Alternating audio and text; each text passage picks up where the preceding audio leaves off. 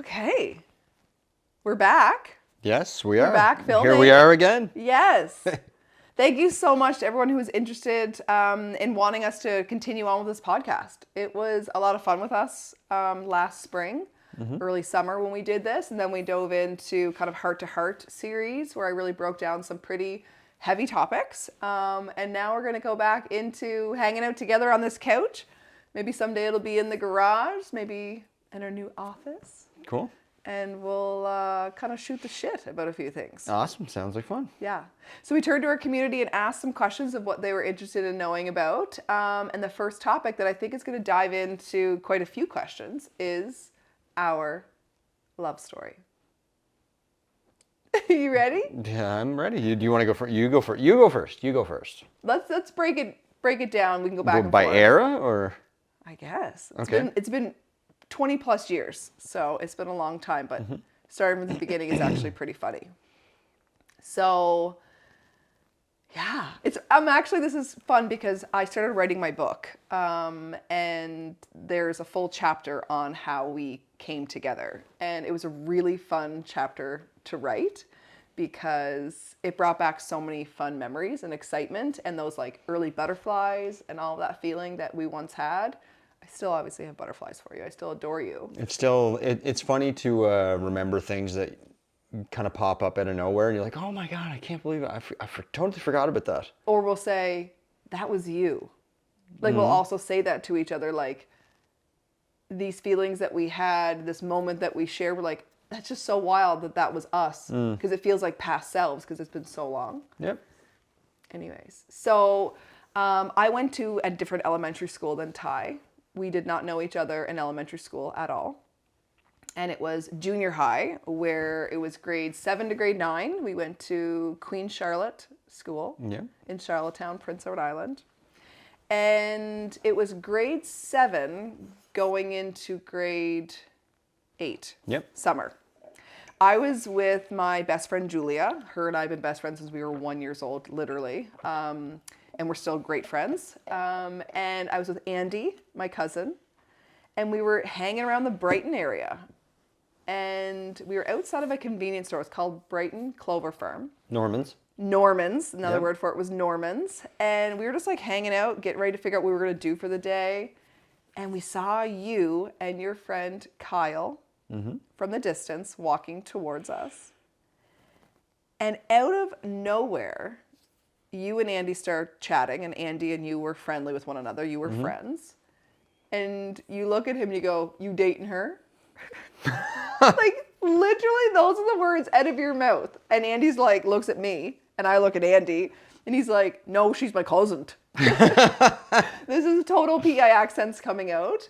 Very Canadian, but right away I was probably like, green light. Yeah. Ready. We didn't even know each other's names. I don't know. I can't remember if I even knew you before then. We would have been in band together, so we would have known of each other, kind of. Yeah, okay. Ty was a trumpet player. Yeah, and you were in the clarinets. I was the clarinet. Yeah, okay. But that was such a weird thing, because you were like, you dating her, and then he was like, no, and then it was like, okay. And then you were like, this like strange cocky, question. like, such a weird thing. We did not hang out. We went our separate ways. And Julia and Andy and I we were hanging out doing something, and you and Kyle went and did your thing. And about like 2 or 3 hours later, we were at Julia's house, and Kyle calls Julia and says, will Michelle go out with Ty? And I was like, looked at Julia and I was like, what? Like, sure, like this is exciting. Yeah, like what grade is this? 7, like what does this even mean? And then we were like giddy schoolgirls, like dancing around the house, like, oh my gosh, like a boyfriend, like so excited. Because we had little boyfriends in grade 5 and 6, but they weren't the same. Like this felt like real deal. Like, I'm an adult now. Yes. This could mean something. I'm going to have a real kiss and like all of these things. Like it was very exciting. So do you remember that day at all? Not particularly. No. I remember being at Kyle's house and him making the phone call, but I don't remember the prior, like what happened prior. Yeah. I don't remember that. So I don't know if we got together that day or the next day or what that looked like, because it was summer vacation. So Got together. yeah. Yeah. Yeah. So we would hang out with friends. That's what it consisted of. Our dating Yep. was friends all hanging out. I had known Kyle like all my life as well. Him and I were good friends in elementary school. I was like a badass tomboy kind of kid, and Kyle and I would get up to no good together, and it was really fun. And so, yeah, we would just like go hang out, and I'd ride my scooter, and you would ride your bike. Yeah, we'd have like I remember going to like a couple of different friends' house, and like there would be like 10 people there, and that would be like a date Yeah. basically. Yeah. Just getting together. It's more like just being friends, but we were like, oh, we're boyfriend, girlfriend. Totally. That's crazy. Wow. Yeah. That's such a strange thing. So we have a really fun picture that we always like to share, and it's us sitting on the couch together in my basement at my childhood home, and it's a big shock when people see the photo. It's more or less for you, seeing you at that stage of your life, Yep. as opposed to me, although I'm pretty Different looking Yep. then too. Yep. I was tall and scrawny and Yep. glasses, and I was short and stocky. Yeah. No glasses. yeah, you were adorable. Husky. You were a husky boy, Ty. Yeah. But it's funny that I can still remember the feel of your skin. Like, I'll say this to you. Like, I can remember having my hand like on your arm, and I can still, if I close my eyes, like I can still remember that feeling. And oh my gosh, you're so cute. Strange, eh? So weird. Yep. So where did we go from there then? Then like so there was that era, and then like we had a big breakup. Remember? well, you should probably explain it because I can't remember it. I don't think in as me much at the- detail as you. Meet me at the beach at 2:00. Oh yeah, that was kind of okay. I kind of remember it now. Yeah. So Julia had started dating a little fellow, and you were friends with him. So like all of the four of us would hang out. Double dates, yeah. Double dates plus Kyle would come Yep, with us. yep. And you had said, meet me at the beach at 2:00, and we were going to have our first kiss. Yeah, wow. Yeah. I was terrified. How did I have that much like? You were Well, I guess what romantic. the kids call riz nowadays. Riz? I don't know Is how that a I would have word? that much like machismo, like yeah. actual like I'm cool enough to ask you to kiss me. Yeah. Like, not bad, man. Like that's pretty good for It me. was very romantic. to be Especially for me, honest. like I was more of like a reserved. I've always kind of been like that anyway, but like more of like a reserved persuasion of masculinity. I would never be very forward. I would like, maybe we could like pack if it's okay. Instead of being like, let's kiss. You know what I mean? Like a grade 7 no, kid would, totally. Yeah, no, that was you. I'm really surprised that I would have done that. But Yeah. anyway, I did. So- I remember it. Yeah, so I said, okay. And we went to the beach. Yeah. And Julia was then having her kiss with her fellow. And I was terrified. Like, I legit was so scared. So scared. And we stood on that sandbar. And I can remember both of us standing there, like, apart from each other. And then looking over at Julia and her guy, and they were having their kiss. And I was like, she's doing it. This means I have to. Like, oh my goodness, it's happening. And I was so scared. And then you leaned in to kiss me. I laugh every time. And I remember your eyes closed, like from this distance, like from here. Okay. And Yeah. it was like eyes were already closed. And I was like, Nice. oh my goodness. And then what happened? You like kissed me, like you missed my Like mouth. on the side, Yeah, yep. you like missed Side my kiss. mouth because you closed your eyes so early. Yeah. Lost the target. You did. And so anyways, we had our first kiss that lasted 3.2 seconds, Yep. not even. Mm-hmm. And then it was like the most terrifying moment of my life. Yeah. So how did things devolve from there? Like, I was too scared to kiss you again. I broke up with you. Yeah. So I like it was over. It was over. I was Yeah. just so like, oh my goodness, that was so scary. Like, but it was so fun. But it was like excitement / nerves. Like, oh my goodness, I can't do that again. Imagine that, eh? Like, you could. It's weird how like alternate outcomes can happen. Like that could have been like that happened, and then boom, we're gone. We're gone. Forever. Yeah, Right? That's strange. that was not the case. Yeah. Okay, so then we got to skip through a couple years because Yeah, that's so then there wasn't anything in grade 8, I don't think. No. And then early grade 9, maybe, for like a couple weeks somehow, we started dating. It didn't last long, though. no, it didn't know. Yeah, and then I started dating somebody the next day after we broke up. Yep. Very mean of me. Yep. You were heartbroken. Yep. So sorry. Yeah, I've been. But then you paid me back. Yeah. And then I started dating a guy, and I actually dated him for 5 years. Yeah, long term. Yeah.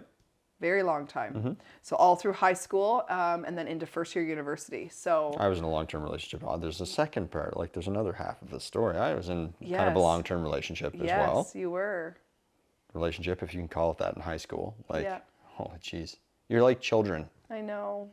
It's so weird. Anyway, yeah. But we were in the same classes. We were still around each other. You knew my partner. You were I knew always your the one. partner. You were and always that's the one. thing. We joked about that. Like, I don't know, when you were young and you played this game with like your boyfriend, it was like, if you weren't together with me, like, who would it be or something? Yeah. And we played that game, my partner and I, and you and your partner did. And my answer was always Ty, and yours was me. Yep. And I remember, like, weird. I remember too. I was like trying to take my mind off of you, and like just to be like, forget about her, like, move on, kind of thing. Yeah. And I remember, I don't know if you want to keep this in here or not, but I remember we were in science class, chemistry actually. yeah. And I remember being like, get your mind off of her, and you were wearing sandals that day. Oh, yes. You told me this And I was like story. looking around for some reason to be like, get rid of her. And I looked down at your feet for some odd reason. I was like, her toes are hairy. Like, move My on. toes. Yeah, I don't know if remember you that like. story. I don't know if I just had a bad idea of like how it's normal to have hair on your toes, and like you don't have like lots of hair on your toes. But I was like, she's got toe hair. It's gross, man. Like, move on. That was my like, okay, you're good. Like, we can Oh move my on now. She's got hairy goodness. toes. Crazy. I Yeah. love that. I love that. And I think it was, who was the teacher then? I remember that class that we Mrs. were. Skeffington? Is Yeah, that her name? maybe. Yeah. And that's when you started your fitness journey. That's when you Yeah, pretty close, changed yeah. your life Yeah. and totally got into fitness, and your body done Changed like, overnight. oh my goodness, it was Yeah. wild. Yep. So you were always catching my eye, and I was just like, man, it's Hmm. just funny how we always kind of had this spark for Yeah. each other. I remember that summer. I don't know if it was like the summer after grade 12 or maybe it was the summer after grade 11, but I was working my summer job at a toll booth downtown, and I remember I was working one night and your parents came through the toll, and they're like, "Hey, Ty, how you doing?" Like, I didn't know them very well at all, Yeah. but they knew enough to be like, this guy looks familiar, or, oh, I remember him, like, let's say hello. It was just kind of interesting to see them, because like I didn't have a whole lot of girlfriends, but I don't know if there would have been anybody else's parents that would have said like, hey, how's it going, man? Like, how you doing? It seemed like it was like not foreshadowing, but like an omen or something like that. Like, Yeah. some people that were unfamiliar but were to be familiar at some point. It was kind of strange. Totally. Yeah, kind of fun though. Totally. Anyway, so keep going, university. So yeah, then we graduated our high schools, and I do actually kind of want to back up really quick to junior high. Okay. In the moment where we were in grade 9 and we were together for a very short, no, sorry, grade 8 we weren't together. Right. Yes, it was grade 8 we weren't together. And we went to a school dance. Ooh, okay. Yeah, we were at a school dance. I was hoping I got away with that one, but anyway. No, that was like a dagger to my heart. Okay. Like I still, like, we might not be able to Yeah, talk but you after ended it this. in grade 7. I so don't care. I don't care. I had hall passes, bro. No. I was ready. No, you broke my heart. Okay. Because you looked me in the eye, too. Like, I remember that dig. Wow, okay.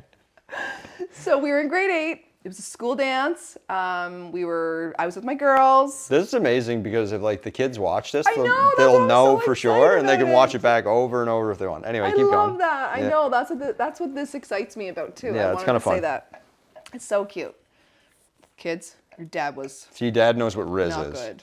Okay, Riz Dad's won't cool. be a word Dad's then. cool. Riz won't be a word then. Yeah. Is it even a word now, or you just made it up? It is. Well, the kids are using it, so Okay. anyway, go ahead. So, grade 8, back, school dance. I'm there with my girlfriends. You were there doing your thing. What happened? we weren't together. Okay. And I was like thinking like maybe he'll ask me to dance, like maybe he will. And a slow dance came on. It was something like Casey and JoJo? Casey and JoJo, All My Love or yeah. something. Okay. I don't even know. And you looked at me and I was like, this is my moment. And you picked Someone else. another girl, Yeah. Danielle. Yeah. And I just look over, I'm like, this is over forever. And I ran to the bathroom, I locked myself in a stall and I cried. No. Like I could have easily hit the comments and be like, hey, like you want to dance? But like you looked at me, you saw my eyes and you were like, Revenge. other girl. Revenge. There you go. Anyways, no, that was, that's pretty, those are moments that I look back and laugh and be like, wow, like that was you and that was me. Yeah. And look at us now. Like childlike versions of ourselves. Yeah. Crazy. Yeah. It's weird. Like I was sitting just with my niece the other day on the couch and she's 15. And she was saying to me like, there's nobody like her age, you know, that she would ever envision herself with like at her school. She's like, I know everybody, it's weird. And I was like, I knew him. And I never thought in a million years that this is the person that I would spend the rest of my life with. Well, I think it has something to do with, I think how we, I don't want to say get along so well, but I think that our union or our marriage is so strong is because of everything that's led up to like this moment right now. And like, yeah, I talk a lot about how, you know, we've been through a lot of hardships over the last 5 years-ish, 10 years or whatever. And yeah, those have something to do with it, but there was also a whole lot of reps before that too, right? Yeah. Like we went through the getting to know you phase like 25 years ago. Like, Yeah. like that's practice, right? That's learning and that's practice. And like, I hope that everyone can find someone like that, but it's rare to have that. It's rare to have the amount of time and just the practice and repetitions to like have conversations like hello, how are you? And just very basic things. I've been having conversations with you for more than 2 decades. And just having those conversations is getting to know someone, right? And it's like you're one of the people that it can only be matched by like family members that you'd have that much experience with, right? Yeah. So it's like I feel like that plays a massive role in how we attack life together so well, right? For sure. Yeah. Anyway, sure. so yeah, it's interesting. Yeah. So, and for us to leave high school and go to the same university. So I had played childhood sports. I had an opportunity through my soccer that I was going to choose a university that had pursued me to go to their university to play soccer. I had 2 different options, and I didn't do it because I actually got an injury in my last year of playing soccer, hence why I never exercised a day in my life after that moment at 15, 16 years old. You chose UPEI. I chose UPEI. It's the only university we have on our island, but I wasn't supposed to technically go there. And first university, we didn't really see each other. We didn't run into each other at all. I was still we didn't. in a relationship with the other person. It was falling apart in first year, and it was entering second year that my relationship was really ending, and we had a class together. And the relationship had ended, and I was really heartbroken. Like I was really sad about it.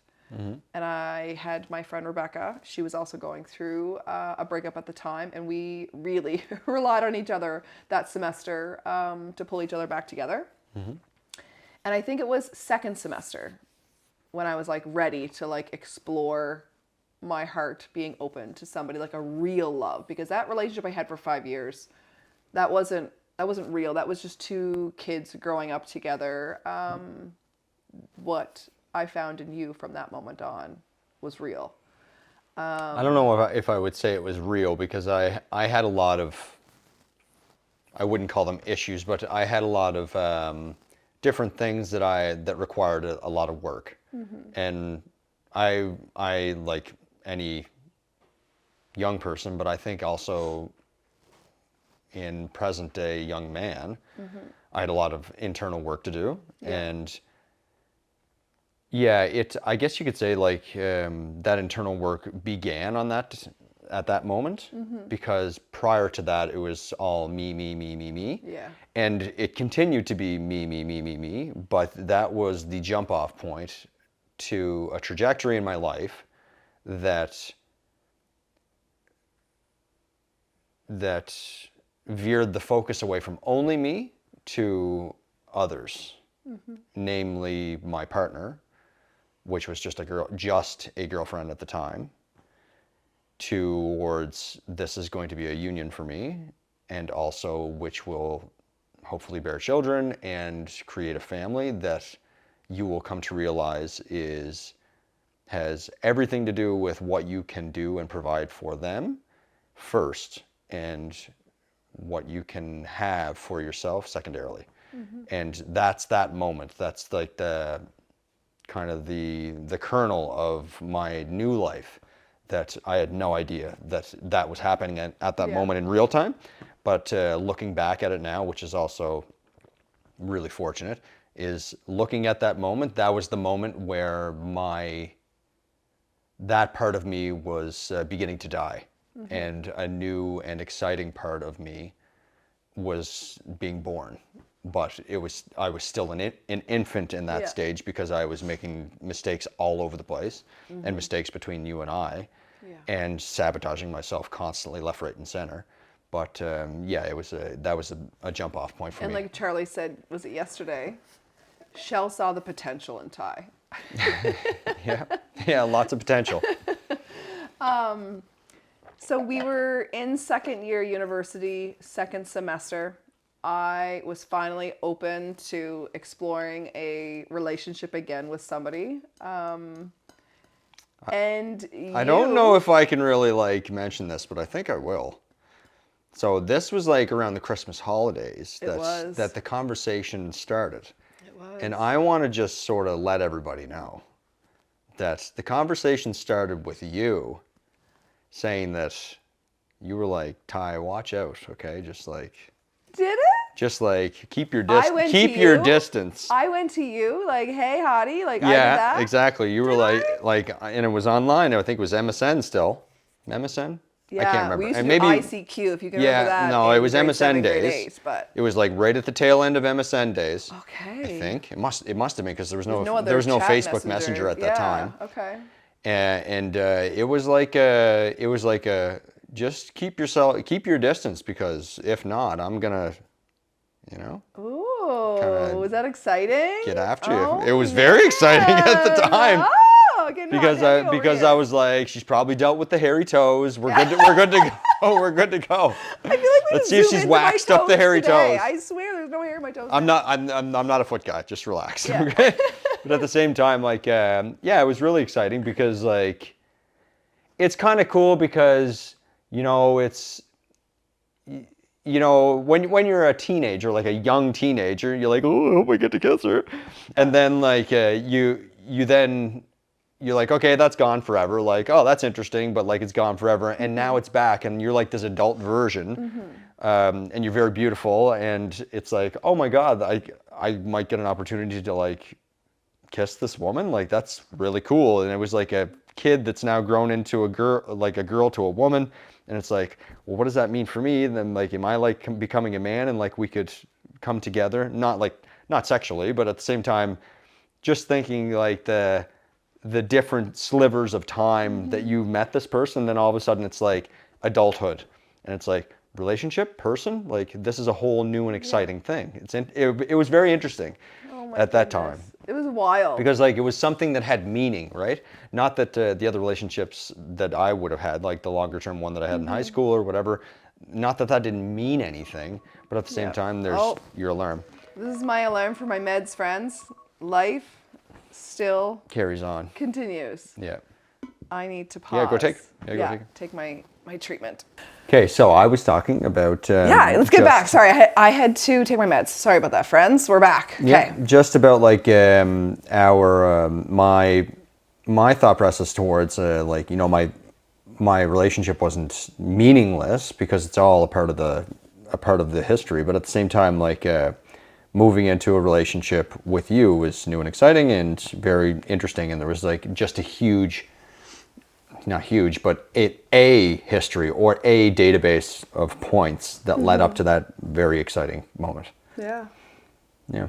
So we were in Jean Mitchell's anthropology class. Excellent professor. I remember all of the professors, despite my stupidity and not inappropriateness, or not inappropriateness, but my misfit of being in sciences. I remember all of the professors that treated me with some semblance of dignity and respect, because there were some professors that would look at me and be like, you shouldn't be here. Yeah. And she didn't do that. She was an amazing professor. I loved her very much. Yeah. But I was in that class with my friend Marla, who you had known as well because you went to school with her as well. You were in that class with a friend. Yeah, couple of different friends. Couple different friends. Couple buds. And it was when I walked in and saw that you were in that class, and we had already sort of started messing each other a little bit. Meant to be.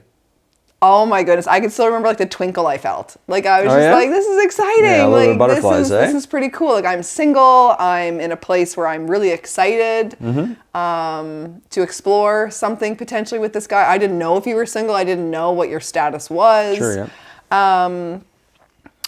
And then, as you mentioned, I guess I pursued you on Messenger. Yeah. Not even in person, like real conversation, but in Messenger. And then I think I said to you, like, I'm going to Myron's bar tonight, and I would love to see you there. Yeah. And I remember like getting ready with like my girlfriends and being like, I can't wait to see him. Like, I'm excited. And we went to Myron's that night.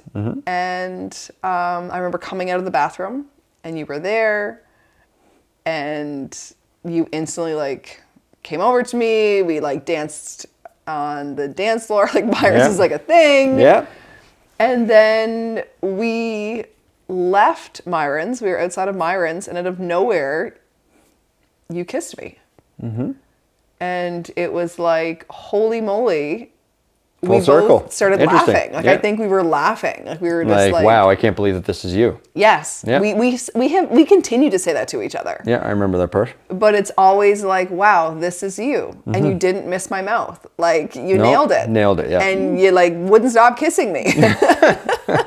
It was special. Yeah. It was fun. Yeah. It was exciting. Something I don't know, we probably didn't know it then, or I didn't know it then, but like something important was happening. Yeah. Yeah. Yeah, it was pretty cool. So we obviously didn't put a label on things because it was just like playing hard to get / like this is what you do in university. Yeah. Like, Yep. and then we met up a few times, and every time we would always gravitate to one another. And I remember it was one day Andy had come over. We were hanging out, and no, you Original and Andy, same Andy. Yeah, same Andy. Andy and you were hanging out, and I messaged you saying, why don't you guys come over? My parents and my sister were gone for the night to Sarah McLachlan. Yep. Yep. And that was, I think, the turning point in our relationship to take it like Maybe we should like just be with each other. Yeah. Yep. So you and Andy came over, and then Andy, after we were finished hanging out by like midnight, you guys were getting ready to leave, and I like stopped you and I was like, why don't you stay? Yep. And then when we were up for hours chatting and talking, and I think, remember the song that came on the radio like repeatedly? It was like on a loop because we were up for so long that we heard the radio loop. Don't Ya?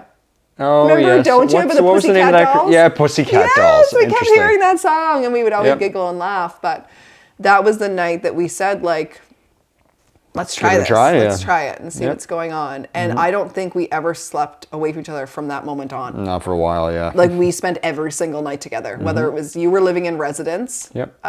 you were an RLA, resident life Advisor. advisor. I don't know how I was advising anybody about their life at that point in my life, but anyway. You were, and you would like sneak me in when you were done shift at like midnight, and I would sleep with you there, and I'd leave first thing in the morning, go back home. And so we did that for a little while. Yep. And then probably 2 years in, yeah, 2 years in, you became an asshole. I was being a real great guy. Almost 2 years, I think. It was a year and a half. We decided to move in together. My parents were getting ready to sell my childhood home. I lived in the same house from the day that I was born until I moved out with you at 19. We got an apartment together, this basement apartment, Yep. 2-bedroom, really close to the university. And we were having fun with friends. I drank then, you drank then. And we would go out clubbing with our friends and then always just come home together. That was the major crux of our issue, though, is that I really loved drinking. You loved it. And anything that would get in the way of my time was a problem for me. Yeah. I didn't like drinking. It's not that I didn't like it. Just not as much as I did. I didn't. You loved. Not nearly. You loved it, and I didn't like how it made me feel. I didn't like the sense of control that it would take from me, and also I didn't like how it made me feel. Like the next day, I would get really hungover every time I drank. Nobody I would likes get that, ill. but I for some reason I enjoyed the loss of control. I think. Yeah, Yeah. you did. Strange. Anyway, but that's the history. Yeah, so we started working together as well. We got a job At the same time, At the yep. same time. I don't even think we even knew we were both going to the job interview. Somehow we didn't Don't remember. communicate that maybe or something. But we both landed a job at Boston Pizza Restaurant. You got a job in the kitchen. Yep.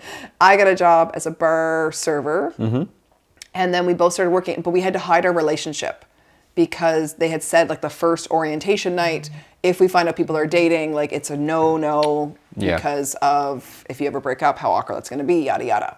So we were like, you know what? We'll hide our relationship. That only lasted like 2 months that we could hide it. Yep. People realized like we had the same address on our pay stubs. Like we were Yeah. living together. It wasn't just, a little boyfriend girlfriend situation. We were quite serious at the time.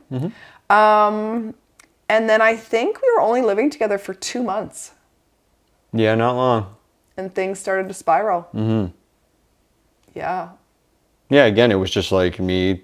I think overall, it was just me drinking and me not compromising on my good time. No. Which like it made it very difficult for me because looking back, it makes it very difficult. And I would have felt a sense of shame and embarrassment, but those moments, it's not like a rock bottom moment. I can't say that I had a dependency on alcohol, but at the same time, those are moments that fueled my new lifestyle, that everything changed, right? And that's a different conversation, but at the same time, like it's not something I look back on with shame anymore. No. It was a really hard time in our life because, as I mentioned, when we moved out together, my parents were selling my childhood home, and I didn't have a home to go to when we ended our relationship. We were living in this shortly apartment. after, yeah. I couldn't afford to live in it on my own. You went and moved in with your mom right away. Your mom had just moved back from the States back to PEI. And I called my parents and they're like, I'm sorry, we're renting a 1-bedroom. They were building their big dream home and they were living in a 1-bedroom and no, it was a bachelor. It wasn't even a bedroom. It was like this bachelor situation. And I was just like, what am I going to do? And then my sister was just newly married to Sean, and they were like, my sister's been always like a mom to me, and she was like, no, we'll get a bigger apartment and we'll all live together, it'll be fine. Yep. And so we moved out of that spot. Remember that crazy neighbor? Yes. Oh, that was scary. She was something. Yeah, she Anyway. was. Anyways, my sister and her husband got a 2-bedroom duplex. I lived in the basement of that, and you and I ended our relationship. Work kind of knew not to schedule us in the same shifts. You thought I told them. I remember you had said that to me. You asked me when we got back together again later, because obviously we're back together. And you had said, did you tell them not to schedule us? And I was like, never. And you were bartending by then, I think. You were working as a bartender. Yeah. But yeah, we ended. There was a few conversations we had though, like where we would be back, we'd go to the bar, we'd both be there, we would gravitate towards each other, kind of playing with my heart situation there a few times. Yeah. And then I think it was like a month later, I realized it was over. when I was in a university class sitting next to this random girl that we'd always kind of sat together. And I saw you walking in the hall, and in the window there was like a little kind of glass. And I see you wave, and I thought you were waving at me, and I go to wave to you, and you were waving at the girl I'm sitting beside. And she knew that you were my ex, but she was pursuing you. And it was like really heartbreaking. It was horrible. And so you did your own thing, and I was with Rebecca again, heartbroken. And we only lasted apart for 3 months? Something like that, yeah. Maybe, I think. And I was like, again, healed my heart enough to explore meeting another person. And I like had the confidence, like, yes, I'm going out tonight to like find my next person. And the guys contacted you and said, man, Michelle is excited to meet somebody. And then you, I guess, realized, I don't know what that conversation was like on your end, but for me, I didn't know you knew. And I went to the bar that night all excited to meet up with a fellow that I was sort of starting to chat with. And you showed up at the bar in your pajama pants. And I don't remember the jammy pants. I remember the jammy pants. You took a taxi for some random reason. Pajama pants? I remember plaid pajama pants. We're really trying to win you over, right? I remember plaid pajama pants. My nose was running all of a sudden like crazy. And I remember you showing up, and you looked at me and you were like, you can't do this. And I was like, basically like, screw you. Like, you had moved on with somebody. Like, I am just trying to do the same here. What are you doing? And you were like, I made a horrible mistake. No. Yep. And I even think it was like a Cinderella moment where they like scooped me up and we like left. Like, wow. and Interesting, I remember like you threw me in this like cab van, and we like closed the door, and I was like fuming. I was so excited to like move on because I only ever dated the one guy in high school and you, and then you again, and then I've never ever got to experience love with another person or excitement with another person. But then we were up all night chatting about everything, and then I was like, oh my goodness, like you had apologized for everything, and you had like your aha moment that you were like, what am I doing?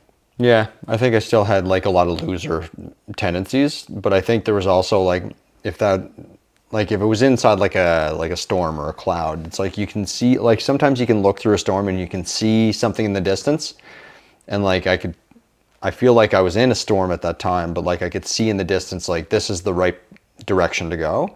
Yeah. But you still have to get through the storm, right? Totally. Like you still have to go through screw ups, and you still have to deal with your own loser tendencies that you know are going to be there. And like it's like I can see like a new way of living on the other side of this, and I have to pursue it, and I have to pursue it at all costs. So that was like I guess that was the jammy pants. That was the like trying, like screwing up your plans. Yeah. And like, despite my own plans, realizing that's like, whoa, this is like, if this could be a moment that you regret for the rest of your life. So you have to like seize it, kind of thing. Yeah. Yeah. No, So I guess think we that's what I have was to thinking. thank, I think it was Elliot who called you or something. Yep, it was. Yep. And said, this is happening. So, yeah. So Thanks, Elliot. Saved it. You did. You did. So we were up all night chatting at your mom's house.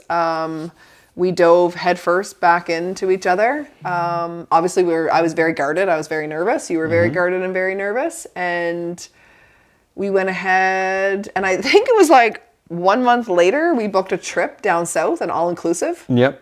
Yeah, and just went away together for like a week. There was just the two of us. And that was pretty fun. Yeah.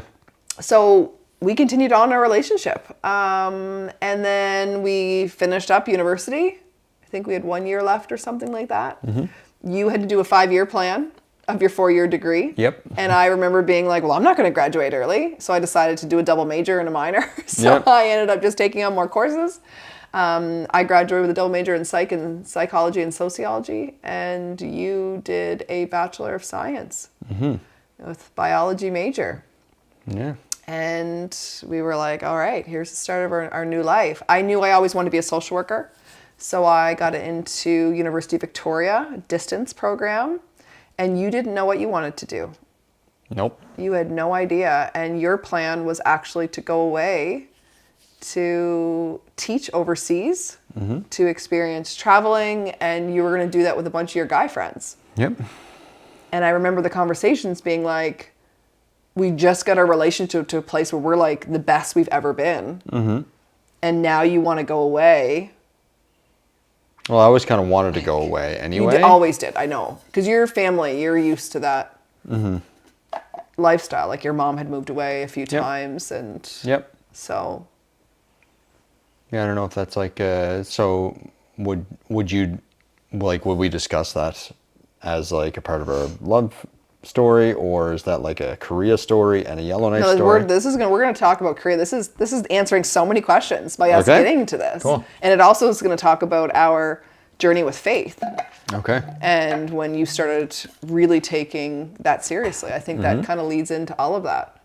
Cool. Do you have to be somewhere, Ty? No. Sorry, I'm just getting notifications. Let me silence them. Please do. How rude. Sorry. Okay. Yes. There, do not disturb. There we go. So you tell me that you're wanting to go. And I was like, not that I was upset, but I was like, we have spent so long on this amazing relationship, and now you just want to go away, and I'm just going to go to my university and do my thing. You're going to do your thing. And then when we really stopped and thought about it, you were like, I don't think I can do this. I can't remember what you had said. But yeah, I was very torn. Sorry, I'm going to silence this one too. Yeah, I was very torn about, it was like a part of me was dying, because like I know my friends were going, and it was going to be this massive party the whole year basically. And a part of my old self was attracted to that. But then again, with the storm, a part of my new self realized that like, no, you have to let a part of that go and like move forward in a different way with this woman that you're kind of building something with. So that like I was kind of torn between that, and then it really just made it really definitive that you asked for a year delay to start your program. Yeah. And they gave it to you, and I was like, okay, this is where we're going. Yeah. You had asked me if I'd go with you. Yeah. I was excited. I think that was when we had made our relationship the next level. We had said we loved each other and we didn't want to be apart from one another. And I can remember going to my dad and my parents and saying that I was going to go with you to Korea. Seoul, Korea, Asia. I was 20, 21. Something like that, yeah. You were 22. And you were like, yep. Let's go. We've never been, we don't know anybody there, and I'm going to take your daughter there. We're going to build a life there for a year. And my parents were like, what? And I was very much a meat and potatoes kind of girl. I had traveled a little bit with my parents, but like really like Canada, US, like very domestic, fancy travel. And you were like, we're going to do this. So I didn't want to just go with you and your guy friends. So then I had encouraged my girlfriends to be like, who wants to come? And so we made it like a big thing. And in the end, only 2 of the guys went. And Jana, one of my girls, Who would have thought moving all the way to Asia is actually something that takes like a pretty big commitment? It was a big commitment. There was a lot of work to get there. We had to have meetings with job agencies, getting visas, and it was a whole thing. We had decided that we weren't going to work in the same school. We had given the opportunity, but because we worked together for years at Boston Pizza, we were like, you know what? Let's like have separate lives. And then when we come home at the end of the day, we'll have something to talk about. Because that's really hard, we felt, when you're in it all day long, that all we talked about was our work life and the same friends, because we were always in the same circle of everything. We thought this would be really new for our relationship to try something different. So that is how we got to Seoul, South Korea. And it was a wild ride. It was terrifying. Old life Thai, it was like Disney World for him. Oh my gosh. Cheap booze, cheap food, and party all night long. Like it was a full year of me dragging you around and your friends to make sure they got home safely. There was amazing parts of it, but yes, it was, and it wasn't all that. I want to say that I want to say that the whole year wasn't a huge burden like it was at home because we were doing it together. But there was still the same issues. Oh, we had a blast. It was We had a so much lot of fun. And it's funny because islanders will find each other. So while we were there, we had heard about other islanders from Prince Edward Island that were there, and we would all come together. Like we would have groups of like 10 to 15 people hanging out on the weekends. Like we chased so much. It was the best time. Yeah, it was. And the food was amazing. But backing up to going to Korea, we flew there, and it was a good 20-hour commute. I think you have to fly from Charlottetown to Toronto, which is like 2.5 hours. That's right, yeah. Toronto to Vancouver, which is a good 5-hour plus flight. And then Vancouver to Korea, which was 13-hour flight. And you can sleep on planes. Oh yeah, no problem. You were lights out. Yeah. I was thumb twirler the whole time. And we didn't have cell phones and iPads back then that could, watch shows and do all of that. So it was a really long commute. But I think the moment where I realized, what did we just get ourselves into, was when it was time to eat. So obviously they feed you when you're on a flight for 13 plus hours. Yeah. And it was an Asian airline. And they had brought us our first meal. And I remember being like, where's the cutlery? Like, where's me fork? Yeah. And they brought chopsticks that were together like this. And I thought, I didn't know you're supposed to split them open. Like, I had no idea what they were. And the stewardess really saved our butts the whole time. Her and I had the flight attendant were making fun of him a lot because you were asleep and you'd be like drooling and I would laugh and then she'd catch you and catch me laughing, and it was fun. That whenever I received the chopsticks and they were together, I looked at them like thinking, do I just stab my food? She looked at me and she's like mimicking how you break them open and teaching me what to do. And so I snapped them open and then I held them in my hand and I was like, what am I getting myself into? Happen, how am I going to consume this food? Yep. And to this day, I'm still terrible with chopsticks, and I lived in Asia for a year straight. But anyways, we arrived in Korea, got off the airplane, Incheon Airport, which is one of the largest airports in the entire world. Hardly any English around. And there was a man outside holding a sign that said, Michelle. Yeah. We trusted that this is the man we were to go with. That's our guy. We hopped in his van. Yep. Did not speak one word to us. And we were just both of our faces were glued to the windows looking at all of these massive buildings because we'd never really traveled to a big city together before. Well, and it feels like another planet too. There's signs with different language, there's different people there, and you're like, oh my God, it's so novel. Yeah. And people were really staring at us as well. Yep. There was not a lot of Caucasian people in the area that we kind of stayed in. Yep. And so we get to our first apartment. He drops us off. I can remember. Do you remember the walkway? Yep. The golf balls. Yep. The golf ball walkway. And we get in, and we went to the bathroom. Was the first thing we saw. He just dropped our bags and said bye, and we were like, okay, this is our apartment. Okay, because my school arranged our housing, and we walk into the bathroom. And it was floor that kind of swooped down, sloped down with a drain in the middle. I remember I went to go pee and I flushed the toilet and then I go to wash my hands and it's all running pipes that just come to your feet. It all drains right onto the floor again. Drains right to your feet. Yep. Efficiency, yes. Yep. And the shower was above the toilet. Same deal. Just a shower head up there. You just shower above your toilet and the water just drains right at your feet. There you go. So we quickly got sandals and we learned that that's what you're supposed to do is wear your sandals when you're in there. And there was no bed. It was a mattress on the floor. Yep. And we were so tired because the time difference was exactly 12 hours. Yep. And we just went to sleep and we slept for hours and hours. 18 hours or something crazy. And we woke up starving, but we didn't know how to eat, find food, do anything. So we left our apartment hoping we weren't going to get lost to get back. There's no such thing as Google Maps on your cell phone. Yeah, no, we didn't even have a cell phone. We didn't even have that. We didn't even have a phone. That's right. When we arrived, we had to purchase phones when we got there. Yep.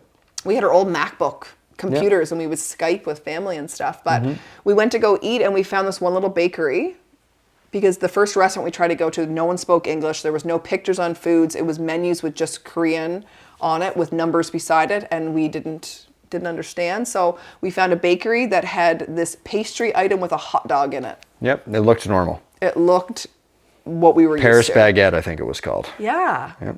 So we just ate those for at least 2 days. Yep. Until we knew of Until we somebody. figured it out. Until we knew of somebody that was there that we contacted and said, like, can you help us eat?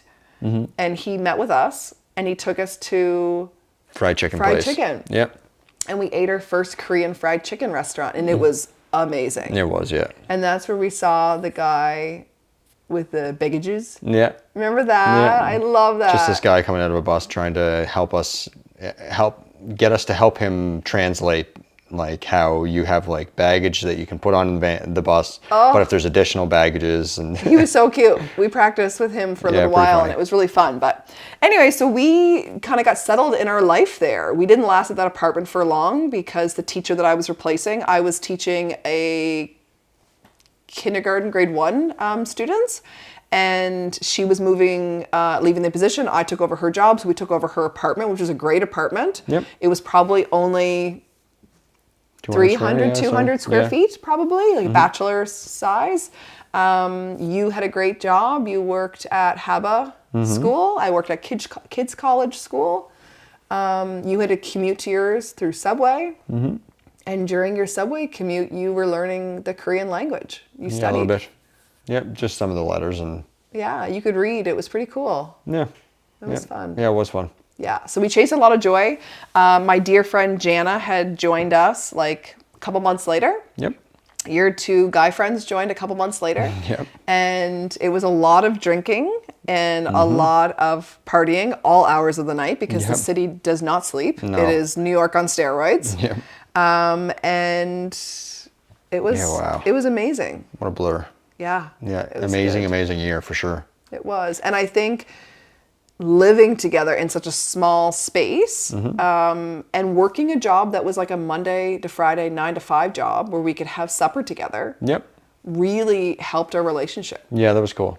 That was awesome. Yeah, it was good. It was was like good playing practice and like house, like, it was so Yeah, nice. things were so different because we were in a different country that we needed to figure out a way. Like we couldn't just run away. Like running away was like, Oh, no. that's quite a task. Yeah. If you're gonna run away from Korea to go back home, it's like that's quite a task. We had to make it work. So like you really realize that like you're in it together and there's more to it than just like being a child and breaking up because you had too much to drink or you messed things up or whatever it is. It's like, oh, you're gonna have to figure this out. Yeah. And we did really well. Yep. We did. We also got an opportunity to travel a lot while we were there. So for Christmas that year, we went to Thailand. We went to Bangkok and Phuket. Yep. We also, for Lunar New Year, for Chinese New Year's, was we incredible, went yeah. to Beijing and Guangzhou. Guangzhou. I think that we can't really gloss over this, or I can't gloss over this as well. Is like we when we were in Thailand, I feel like that was a major part in my development because that was a moment where I forgot about it was that. kind of like we were giving each other, or I was giving myself like an ultimatum, like, okay, you're halfway to that destination that you could see through the storm. Like, what's it going to be? Are you going to retreat and go back to what's super comfortable and easy, or are you going to continue to pursue, forge forward to try and get yourself to the other side? Because when we were in Thailand, I remember realizing that like you weren't having as much fun with the drinking or partying part of it than I was, and that was frustrating for me at the time because I want every good partier or a good drinker wants an accomplice, right? Mm-hmm. And I was no different. I wanted to make sure that like I wanted somebody that was complicit in my behavior. That's right. So it'd make it easier for me and like, oh, we're all having fun, so it's fine, right? So like I remember that you were just like, well, no, I'm just not doing that. And then it was kind of like a, well, maybe are we right for each other kind of thing? And like, well, I know we had like kind of a moment on We had a like really New big Year, night like that New night. Year's Eve. Yeah. And I remember we were FaceTiming with someone, or Skyping at the time. And that like really broke up the disagreement that we had And I don't remember that at for all. me anyway, we were eating pizza. I do remember that sausage stuff. Yeah, it was pizza weird. Was amazing. Anyway, it was good. But I remember we did that, and then we had Skyped with someone, and then it kind Who of was like it? Do you remember who it was? maybe your mom. I can't remember. But it made me realize I was like, no, you keep going, and like to get to the other side. Like you don't need to retreat back to like your old ways. Not that like old ways are bad, but for mine we're just maladaptive at the time. It just wasn't helpful for me. So I don't know how that kind of like broke things up, but it just seemed like it kind of like it was a separation. Yeah. Ty was like, you were a good drinker. Like you were a good drunk. I wasn't like getting in fights or anything like that, or like I wouldn't like really call anybody down to the lowest. But like, it was when we would go home and you'd go to sleep that you'd be like a different person. Like it was really frustrating because he would wake up like you'd be talking in your sleep. Unpredictable, and like it was sleepwalking sometimes. Yes, you'd have a shower in the middle of the night or like fall asleep in the bathtub. Yeah, like, just tendencies that weren't wise. Like I would never drive or anything like that would be like really cataclysmic to anybody else or our relationship in general. Like I was never physical. I was never physical with anyone anyway. But like just very defensive and very like, this is not the best version of you, man. Like not so much like you're kind of fine the way you are. Like it's okay. It's cute that he's getting drunk and all that kind of stuff. But it was like, no, man, stop being a loser. You have so much more potential and you need to give this crap up so you can realize that potential. And if you don't, then it'll be on you when you don't meet your potential. And do you see why I love that he doesn't drink anymore? It's amazing. It's amazing. No, it's great. It's great for me. It certainly makes me feel better. Yeah, it's been many, many years. But so anyway, so I forgot about that moment where we actually almost broke up in Thailand. Yes, that's right. That was pretty close. But then we came back together again. We had an amazing time in Korea. We made the decision to go back after 1 year. We talked about extending our contracts go back home, to PEI. But my university program had only allowed me 1 year off. And I really wanted to be a social worker and I wanted to pursue a career. So we had explained to our students, my kids, that I was going back home so I could get married and have babies.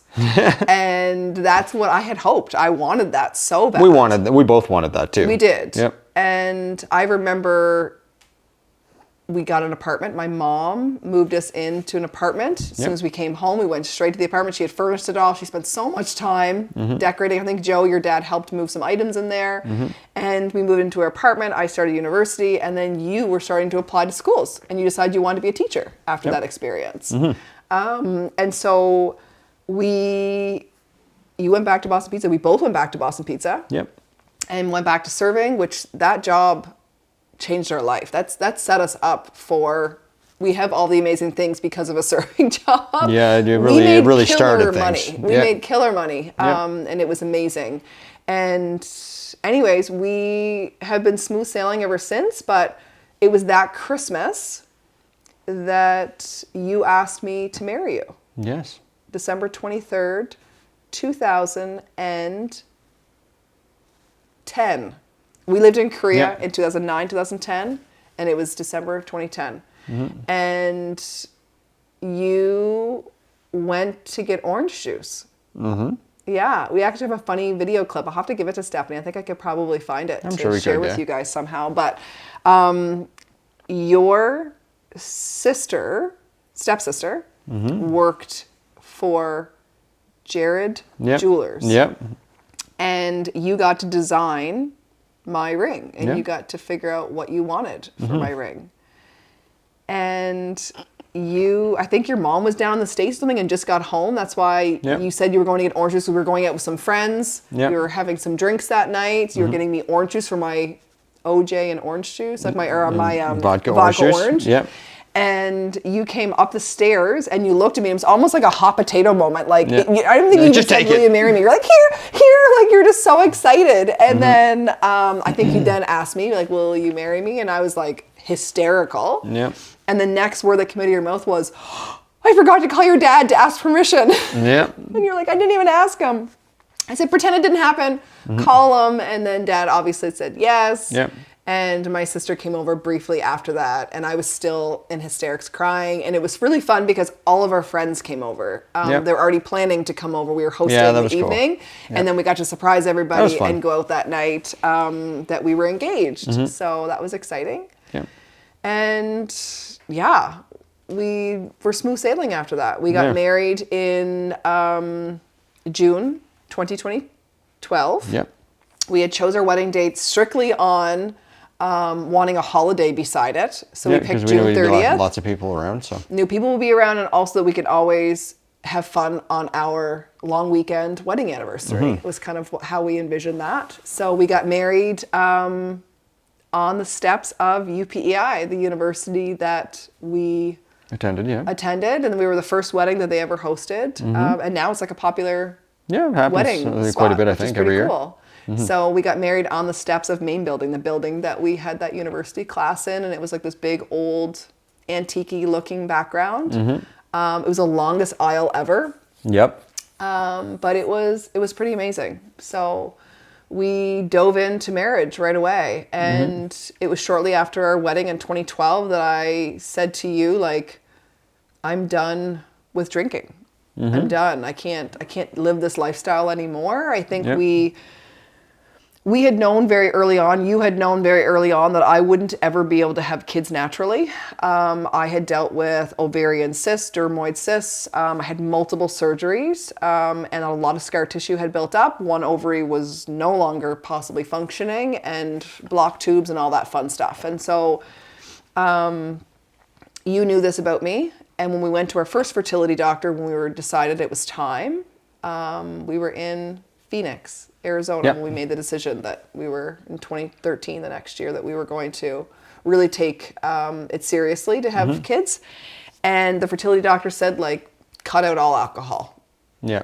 Do it. Cut it all out. And I looked at you and I was like, this is great. Done. I'm done. Yeah. Like, I'm fully done. You were very much not yet done. Not yet done. Not yet done. And so, we did not get pregnant for a really long time, unfortunately. And 2014 came around. We were still working with this doctor for over a year after we had tried on our own for almost 2 years before that. Or 1 year at least before that. And we got pregnant with Gabriel. Our first pregnancy test. I remember LB calling me. It was an old childhood friend of mine, was working as a receptionist, and I was getting my blood work done after taking some fertility drugs. We tried for a few months on those. It was my cocktail of meds back then. Yeah, and she called to say you were pregnant. We were super excited. So we got pregnant in 2014. We went for our first ultrasound together at 8 weeks, and beautiful heartbeat, and we were like, we are going to be parents. Like, it was amazing. We then went for our gestational ultrasound at the 20-week mark, but we were a little late getting it. I think PI was busy with babies that month, so we ended up being 22 weeks when we went for our ultrasound. And your mom came, my mom came, and we said we don't want to know the gender. We were so excited. Had the ultrasound, baby was beautiful. It was actually on my birthday, and I thought to myself, what beautiful gift to be able to see our baby that we created on my birthday. We were so excited. And then we got home to start celebrating my birthday, and we received a phone call from the doctor as soon as we walked in the doors, and she said, I'm so sorry, but we found many issues with your sweet baby, and you're going to have to go to a specialty center to meet with a maternal fetal medicine doctor. And all she said was, your baby is just measuring far too small, and we'll get you over there as soon as we can. And in my mind and my heart and my soul, I was like, oh, everything's going to be fine. Not a big deal. We had already purchased the crib. We already purchased the wall decals or decals, and we were getting ready to design this baby's room and start setting it up. And little did we realize that our whole world was about to really change. So it was wild. It sure did. It did. So we went over to that maternal fetal medicine several weeks later. They did not call for quite a while. I was just getting ready to enter my third trimester. We went over, and I think it was that week before we went, we started being like, we need to name this baby. And we couldn't come up with names at all. And for some reason, we were at Sobeys or somewhere, and someone yelled, Gabriel, like to a little kid that was running. And we both looked at each other and we were like, I love that name. I love that name.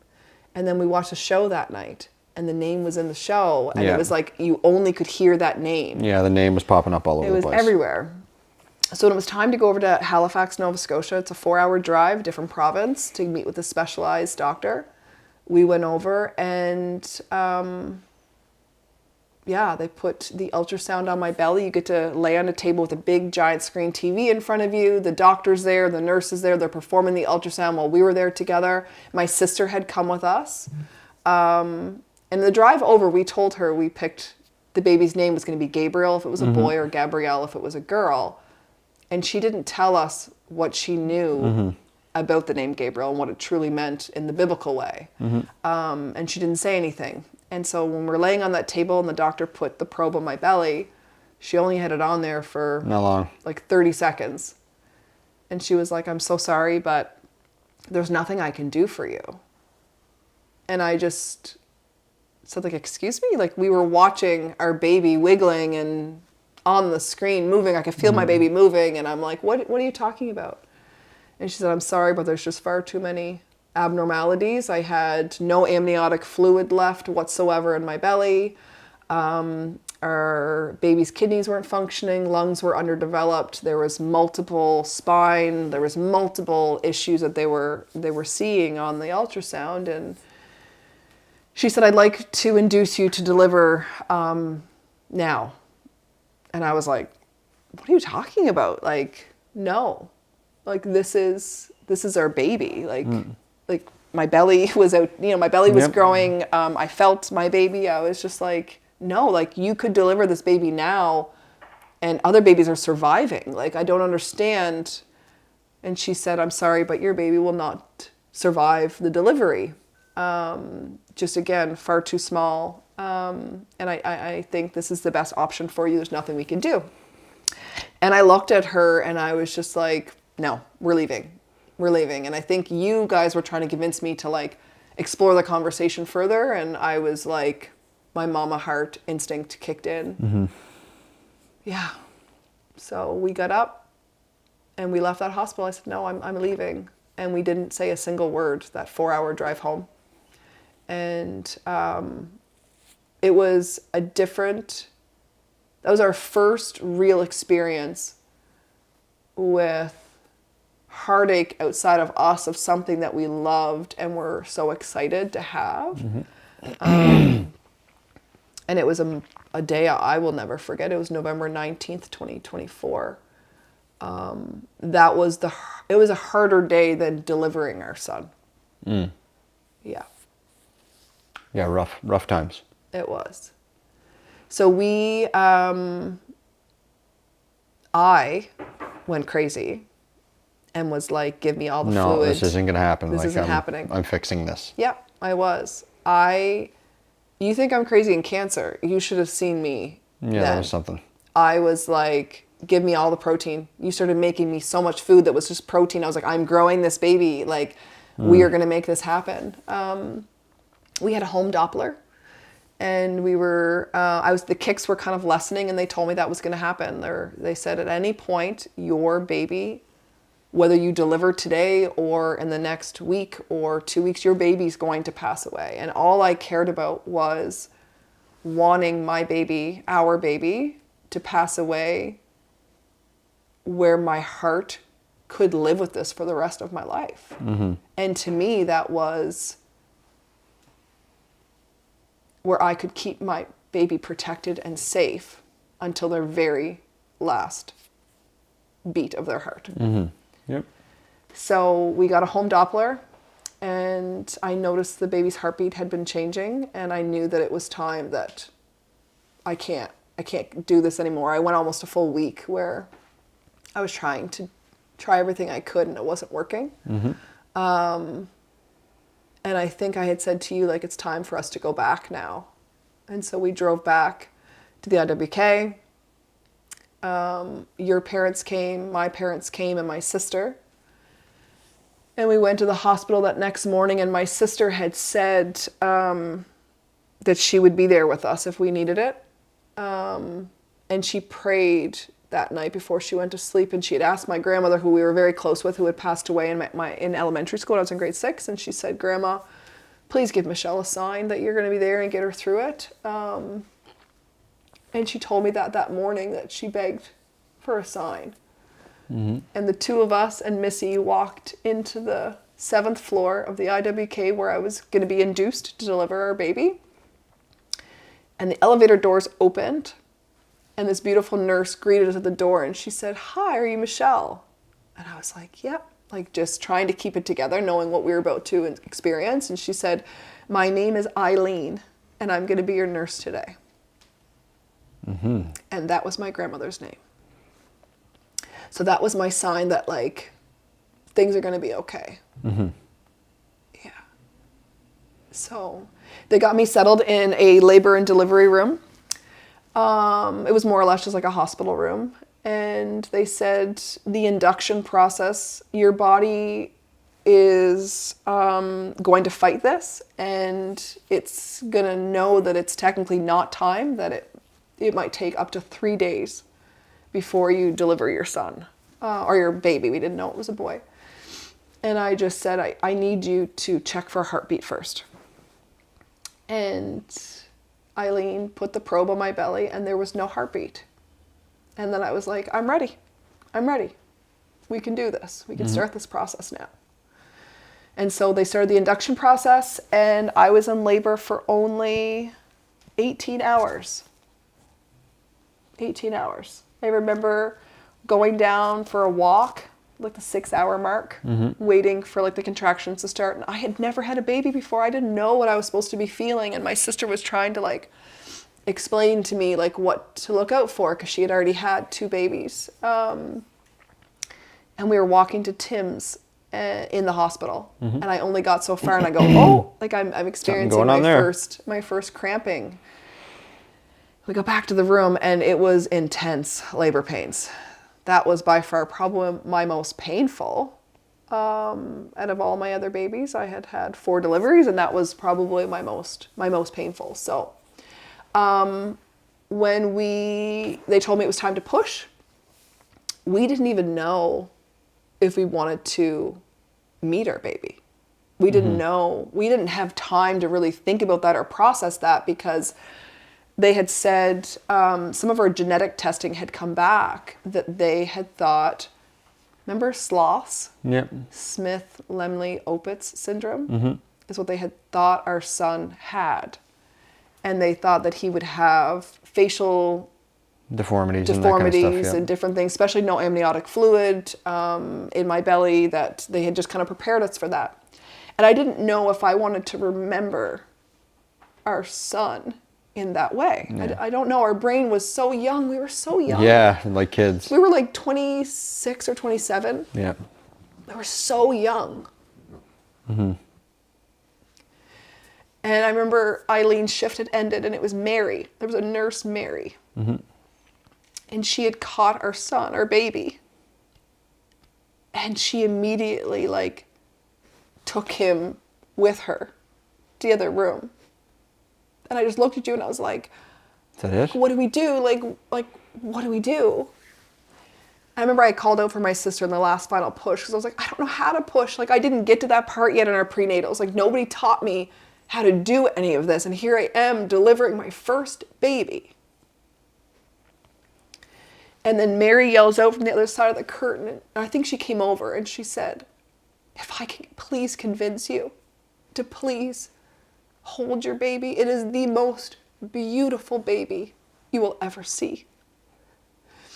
And then she told us that it was a boy, and she wrapped him. My sister had purchased a blue blanket and a pink blanket, and she got hats made that would be small enough to fit our baby's head.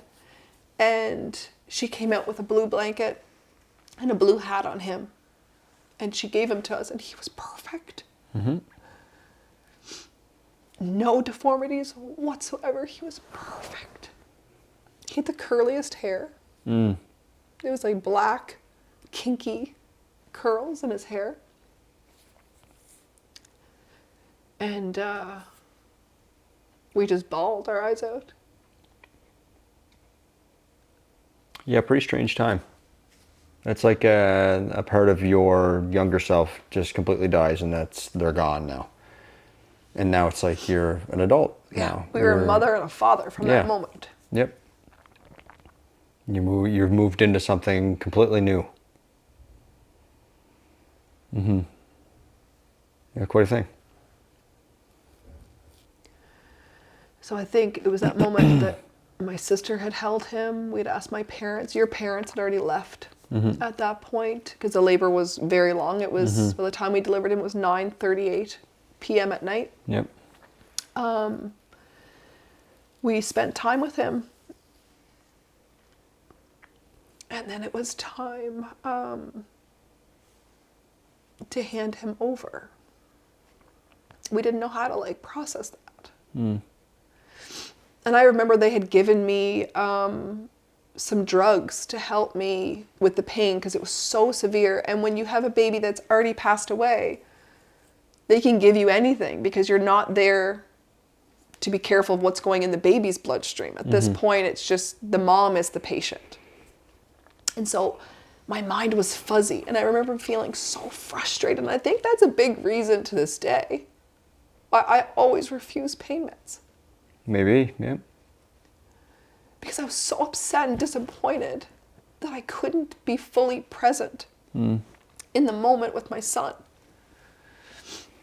And it's like, I've always said, and I will continue to say this to my very last breath, saying hello and goodbye all in one day was worth every single ounce of pain that I ever felt. Because it was such an incredible moment. Yeah, you really don't understand like what something like that is like until you encounter it. Yeah. I just can't imagine. I know you've always been so much more mature than I am, but knowing where I am now and knowing the person I was then, I just didn't have any of the faculties to deal with that at all. Like I didn't know what to feel, how to feel. Like it's just not positive, not negative, not in the middle. It's like it's numbness. Weird, really weird. And I think it was experience. different too because like I was experiencing this pregnancy. I was physically delivering this baby. Yep. So we ended up passing him. We kissed him goodbye. We had agreed upon cremation for him. His name is Gabriel Dean Joseph. Dean after my dad and Joseph after your dad. And he was born November 24th, 2014. And I remember Nurse Mary. I'm just gonna get this guy. He's been killing me the whole time here. Got him. Oh, that's talent. Dick. There. So Nurse Mary. I remember Nurse Mary came in that night and said, I want you two to take this. And she had given us a sleeping pill. She gave both of us a sleeping pill that night. And we just cried ourselves to sleep. Right out, yeah. And we just slept for hours. The very next day, leaving that hospital room was one of the hardest days of my life. Empty. Empty. And we carried his memorial box that Nurse Mary had done up for us that included pictures in there, his first little outfit we had for him, his hat, his blanket. And we just left. All done. All done. We went home back to PEI. Because I was as far as long as I was in my pregnancy, I got maternity leave, which I thankfully really needed. I was working in the field of child protection. I was frontline investigations back then. And that was really hard on my heart when I would encounter families that would be making choices to harm their children when all I wanted was my child. I also met incredible families. I just need a little bit of support along the way. Like I love that job. I won't get into that right now, but it was really hard. My milk came in. That was like horrendous experience. I wish I was strong enough at that point to pump my milk and become a milk donor in that pregnancy. But I just couldn't, I just wanted it over with. I wanted to be done. And I took 4 months to really bring my body back and my mind. And it was rough. Yeah. So we had found out on Christmas Eve that our child did not have any genetic issues, that it was just placenta insufficiency is what they called it, a fluke. And so they had said on Christmas Eve, if you choose to move forward in your grief and try again, that they're there and they will watch very closely. Yep. So we took a long time before we decided to jump into the fertility drugs and to try again. So, yeah. Quite an episode. Quite an episode. It's not where we thought we were going. It's really a baptism by fire for sure, because like you try and learn how to be a parent, and most times, I envy everybody in their boring lives and how they just like, you know, try to have kids, and then they have kids, and then they're just parents, and then they do it again, and they do it again, and like, that's amazing, because I don't want to say it's easy, but it's easier perhaps than what we experienced. But then again, it all played a part in preparing us for what it is that's happening for us 100%. right this moment, right now. Gabriel's experience has gifted me. I am not scared to die because I have a son in heaven that's been waiting for me. It has allowed me to explain to our children that mommy has a cancer that may never go away, that may someday make me an angel, and that it will be Gabriel's turn to have mama. All of this happened for a reason. And we didn't know that my reason would be I would be diagnosed with stage 4 cancer. Yeah. Yeah, that part too. Yeah, forgot about that one. I have cancer. It's so, I don't want to say it's funny, but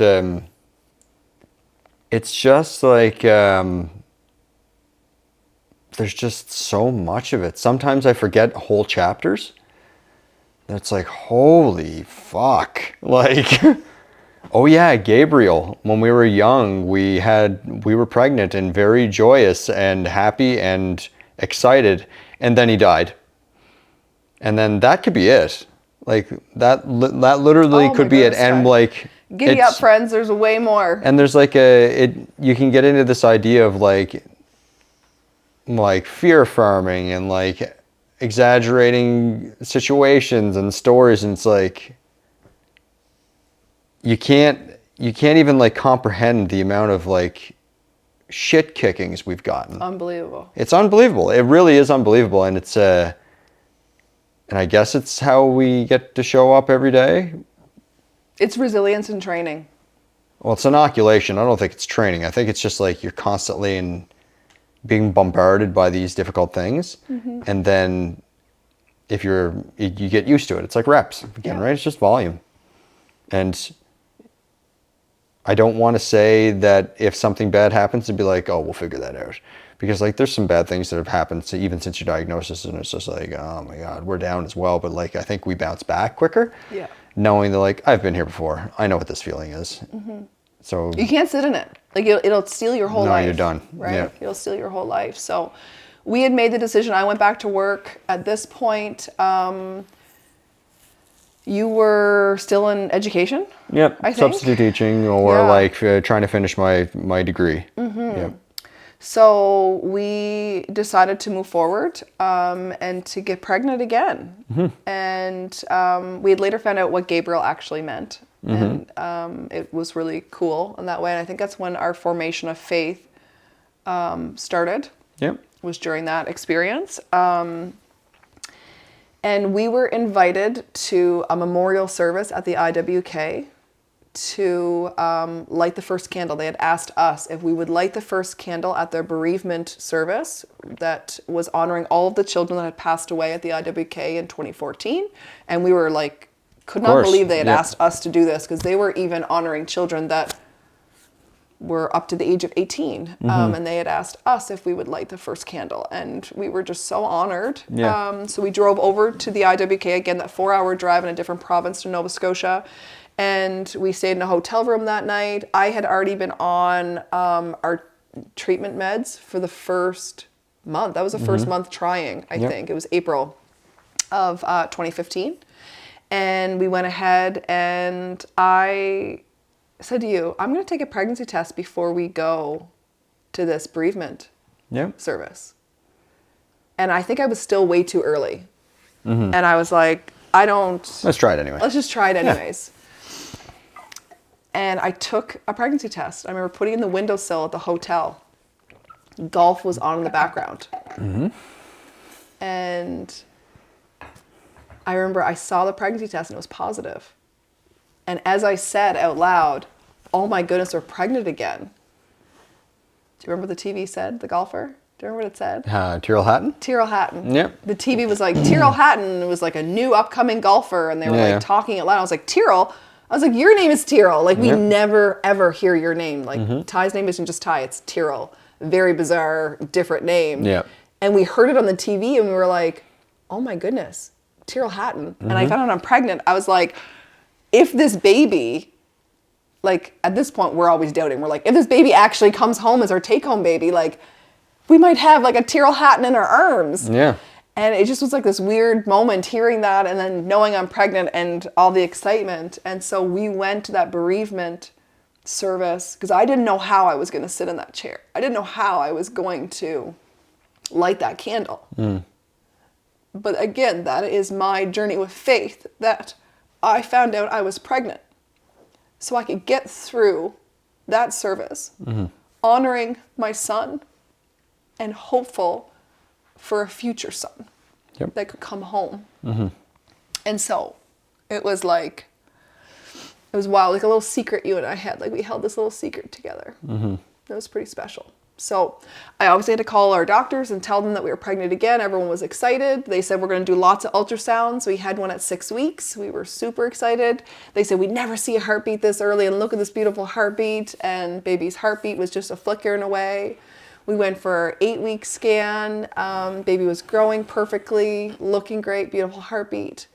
And then they said we'll do one more like last first semester scan. I think trimester, sorry. Yep. Scan, and I think we were just a few days shy of 12 weeks or 13 weeks we were. And we went for that ultrasound and there was no heartbeat. Yeah, that sucked. There was no heartbeat. And it was Dr. Castle performing this ultrasound, and she was a doctor that had been with us through everything.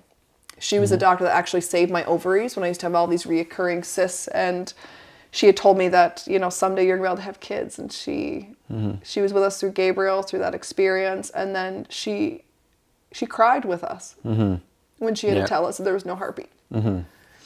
And I just looked at her and I was like, how? Why? Like, I just was so angry and so confused. Like, we were just here like 3 weeks before that and everything was perfect. I think that was one of my first examples as like an adult where, you know, like you grow up your whole life being like, you know, fair is fair. And, you know, if you do all the right things, you know, maybe you'll face some hardship, but then, you know, karma will give you what you deserve, you know, like you pay a little here and then you get a little, you know, evens out. But like, that was my first example, and it's just gotten more and more evident that life is not fair. No. And it never will be. And if you're looking for it, you will be disappointed for the rest of your life. Because that was just the tipping point. Like that was just the first point where I was like, oh, 2 really bad things in a row. Instead of like, well, what about the whole no fairsies thing? Like our son died, and now like the world is supposed to, you know, give us what we deserve, what we want. Like we're supposed to be repaid here. And it's like, no, this one's dead too. So it's like, oh, that's strange. It was so weird. And then it's just been no fairsies the whole way. So you have to realize that life will never be fair. And it's not that you make your own luck. It's that you set yourself up to be put in a position where you can face storms when it's bound to be no fair, and that you can be filled with gratitude when good things happen. Yeah. And because it's just not going to be fair. It's not. Or at least with our example, like I'm just waiting. Like when good things happen in our lives now. Oh, you always say. I always say, that's great. It's fantastic. But then we can't even sit for long enough to enjoy it. Yeah, we always say storms are coming. Because something is going to kick you right in the teeth. And you have to be ready state. You cannot be a soft target for the difficulties in your life because they're coming. Yeah. And you better be ready. You better be, or you're toast. Yeah. And I remember us calling our family from the hospital halls because they were all excited to be like, can we finally tell people? We had told them we were having another baby, and I was just at that second trimester where it was like, you can finally start telling saying people things, yeah. and start saying it out loud. You know, and we knew some people would be so excited for us because I lived Gabriel's moment out loud on my personal Facebook. And so I was excited to be able to share the news. There was a lot of people that were getting a lot of value from that as well. Like there were so many people that we heard reached from out so many. That was so about lovely. breaking the stigma of you, like of people or Even through mothers, fertility too. mothers holding it back, and like they need to forge forward because they need to care for all the people around them, and like you actually taking the time to unpack that, and writing about it. And you're such a good writer. You were at that time too. And it's just that people can really relate to the way that you communicated that. I was really proud of the way you did that. Thank you. But it was decided that since my body didn't know this baby had passed, it's kind of crazy to say it out loud, but the baby had passed 2 days after that ultrasound at 8 weeks. And my body didn't know for 3-4 weeks that the baby had passed away. So we had to have a DNC.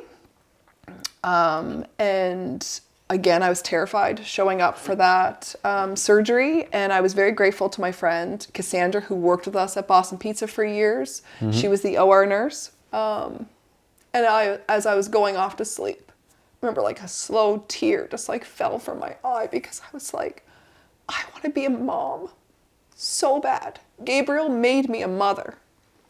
I held my son, but he could not give me the gift of saying mama. I didn't have a take-home baby, and here I am saying goodbye to yet another baby. So we actually named that baby Pop-Tart. Yeah. For some reason, that was the name that we gave that baby when I found out I was pregnant. I think it was a thing from Friends, a reference with Joey. Maybe. I think there was something there. I can't quite remember it now, but our kids know about Pop-Tart, and we will honor Gabriel to this day. Like, there's a blue balloon in our family photos. You know, we talk about him not daily, but like a lot. Yep. And then Adeline, I think, is the most being like, well, what about Pop-Tart? Yeah, like, I think she likes the name. Why don't you honor Pop-Tart? And I said, well, Pop-Tart, we didn't get to hold Pop-Tart. Like, we didn't get to see Pop-Tart. Like, yes, that baby mattered to us, but Different it was vibe. different because Gabriel was our son that we held, that we have photos of, which we haven't yet shown the kids all of his stuff yet. I want them to be a little bit older because obviously he doesn't look like an a exact totally normal baby kid, yeah. because he had been passed for a while in my belly. But we will show that with them at some point. But I think I got to do a better job of like Gabriel and Pop-Tart, like just kind of doing that for the kids because it's hard for them to understand that. Yep. But having Cassandra there in the OR, she even had cried and she held my hand while I fell asleep. I really needed that. And again, I think she wasn't just there. I think she was put there that day. That's right. To get me through that moment. Absolutely. I totally agree. And I'm very grateful. Yeah, and that's people,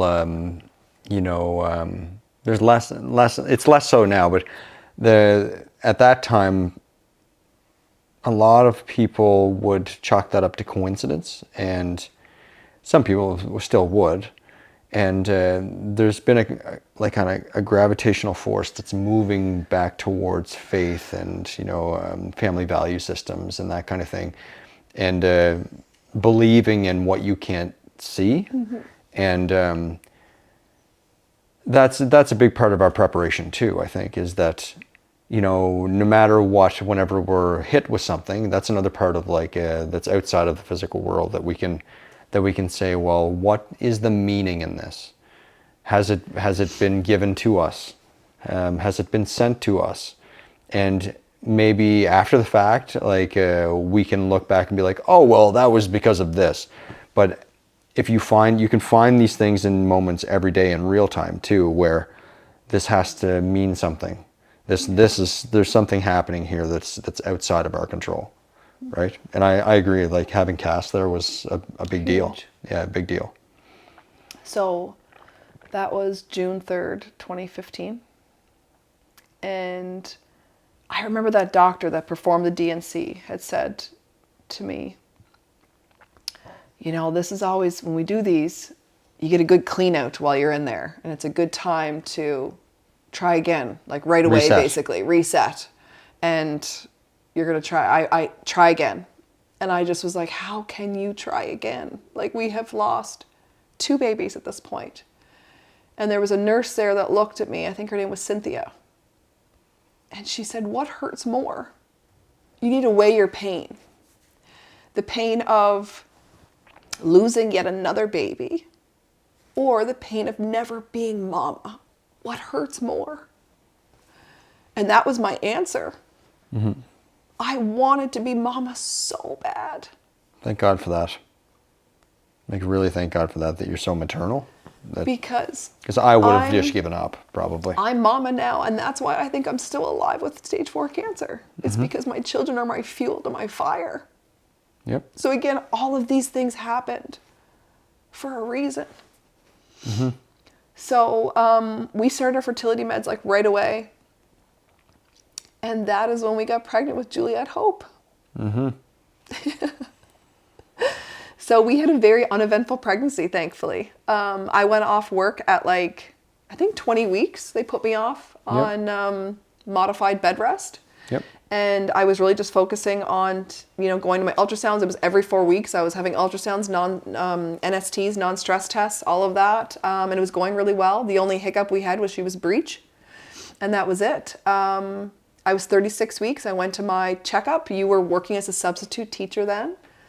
And I went to my appointment with Dr. Castle, the same doctor who's been with us through everything. And she was like, I'm just going to do a service check, see how you're doing. And she's like, Michelle, you're in labor. You were 4 centimeters dilated.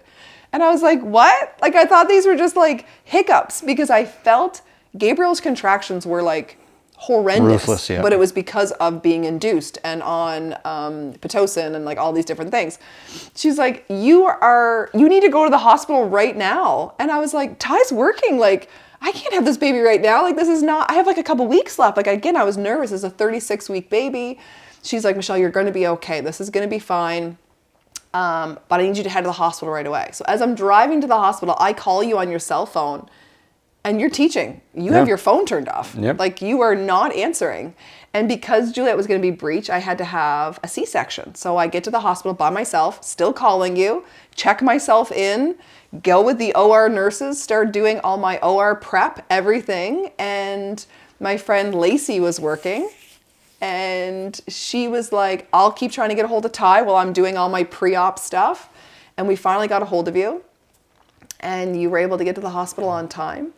And we were saved by a motorcycle accident. That's how you ended up getting to our delivery, was because I couldn't go in the OR right away. They had to wait. I was still okay. She wasn't coming. Mm-hmm. They wanted me to continue to labor a little bit more. And you got there because somebody got in a motorcycle accident, broke their leg, and needed to get their leg reset in the OR. Yep.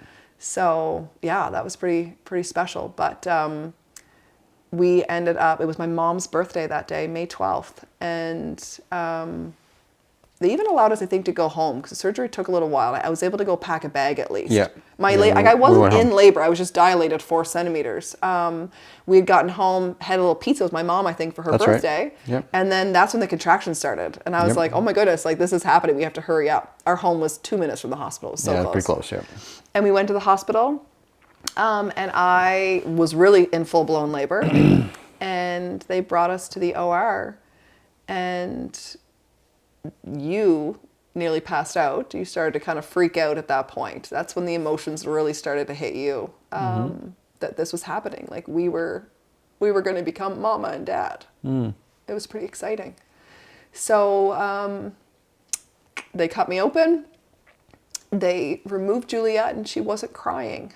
And as parents who had gone through stillbirth and a late miscarriage, we were really anxious. Nervous. We were very upset. And there was a pediatrician that was called, and he worked on her for a couple minutes. And we still didn't hear her cry. And then he looked at you.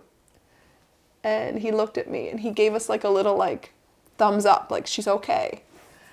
And she never really gave like a real cry. A real yelp, yeah. So they were able to bring her over to us, and I got to kiss her for a second. And then she went to the NICU. So we had a take-home baby.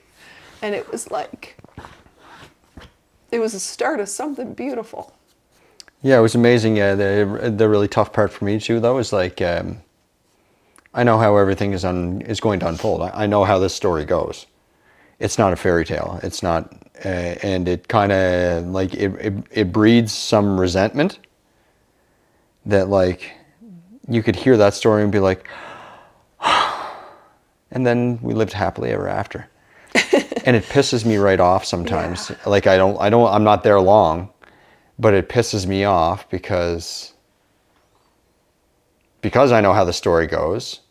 It robs me from my enjoyment and my unguarded fulfillment of having our new child. Like I can just love it, and I can just love the memory. And yes, I can still love the memory because it's amazing. It's amazing for me. But like I know how this goes. I know where this is headed. Mm-hmm. It's headed towards another dumpster fire. And looking at it now, you mean? Yes. Not in that moment. You thought this is which makes it very difficult now that I've been trained to expect those dumpster fires. It's the contradiction of what I just said. Like you better be prepared. Yeah. It's the contradiction in like.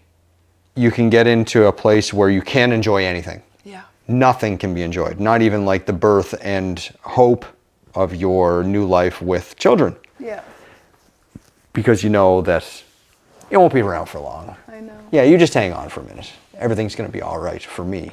And I think that's like, that's part of the sin world that grinds on us, which is unfortunate, but you just have to double down on your faith. But anyway, it was great. It was great. And that moment, I loved it. Amazing. It was amazing. It was amazing. You were very overwhelmed. I remember that. We had asked my sister. We didn't want anybody at the hospital. Our poor parents. We were like, we wanted to savor this moment to be just you and I. Mm-hmm, yeah. We were like, we have waited so long for this moment. I'm like, I don't want anybody to hold this baby before I do. Like, it was like, no, we don't want anyone at the hospital. We were so, like, you and I have always been very tight together. Yes. And we are the marriage. Even tighter, yeah. You know, and so I think at some point we called my sister and said, like, can you come just in case? You know, just in case. And thankfully she was there because Juliet was whisked off to the NICU right away. And you had a really hard time with that. You were, like, really overwhelmed, and you had to sit down and you couldn't really breathe because they were working on her still in the NICU. Yep. And the doctor was still there. Like there was a lot. Like it was not a smooth journey. Yep. And I was taken by myself to the recovery room. And it was like so hard. Yeah, and be like away. I just wanted to Finally explain. you have a child, but not really Finally, yet, yes. and physically. And I didn't know how she was because I never heard her cry yet. I never heard her take her big breath or anything. And I'm trying to explain to the nurse, like, I'm not your standard mom here. Like I have been through it, and I just need you to call the NICU and just tell me that she's okay. And the nurse did that for me. She was lovely. Kept giving me updates, and I just kept being like, "Hurry up, body! Like, come back to life! Like, get my legs working! Like, I'm a mama! Like, she needs me! She needs me!" So, I was in recovery for a while, and then they brought me up to the NICU, and they were able to move my hospital bed because my legs still weren't working yet. Into the room, and I got to have some skin on skin, and I got to nurse her. And that was a really powerful moment for me. And then she had to go back on her oxygen and things like that, and back in her bed, and they had said, we want you guys to go back to your room and go to sleep. And do you remember how upset I was at you? Yeah. I was so upset because I said, like, I'm the mom. Like, I need to be in here this whole time. Like, there's no sleep for me. Like, this is my role. And they kind of kicked me out and said, I'm sorry, but morning is coming and your bed won't fit in here with all of the happenings of the NICU, that this won't work. And I looked at you and I was like, you don't leave her side. But you were like, I'm really tired. Yeah. And I was like, that doesn't matter. Like, you just didn't get it yet. And you laid there beside me and you went to sleep. And I was so angry. I was just like, she's alone. Yeah, she had amazing nurses with her, but I'm like, she's alone. Yeah. And I was so upset with you. Yeah. But I let you sleep for like 2 hours and I was like, get your butt in there. Well, there was still part of me that like had that, you know, past life. It was like right at the end of my loserhood. And like, I like to think that like this was like the final nail in the coffin that would be like, okay, the Ty that you knew before is no longer a person. No, there was a few more little hiccups. A little bit, along yeah. the way. Yeah, a couple of hiccups here and there, but that's all right.